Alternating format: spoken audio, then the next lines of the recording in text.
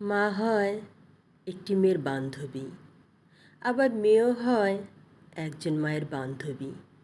একজন মা তার মেয়ের সাথে যা বলতে পারে, অথবা মেয়ে তার মায়ের কাছে যা বলতে পারে, একটি ছেলে কিন্তু তা পারে না। অথচ প্রায় প্রতি ঘরের ছেলের বউরা মায়ের প্রতি এই অভিযোগ তোলে যে সে তার মেয়েকে বেশি ভালোবাসে আর ছেলেকে ভালোবাসে না। আর বোকা ছেলেরা সেটাই মেনে নেয়। এই মা জীবনকে তুচ্ছ করে তাকে জন্ম দিল, সে নাকি ছেলেকে ভালোবাসে না। ভালোবাসতে পারে না ছেলেরা। ওরা বিয়ের পর বউয়ের বাইরে আর কোনো জগৎ রাখে না। বাবা মায়ের কাছে থেকেও জানে না বাবা মা কেমন আছে।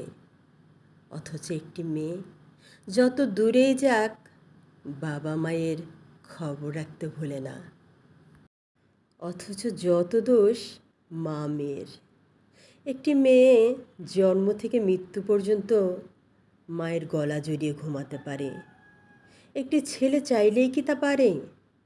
ছেলেদের বয়স 12-13 হবার পর থেকেই মায়ের সাথে ছেলেদের একটা সীমিত দূরত্ব চলে আসে, যা একটা মেয়ের সাথে মায়ের কখনোই আসে না। তাই মেয়েরা মায়ের এত কাছের হয়। তাই বলে এই নয় যে মা ছেলেকে ভালোবাসে না।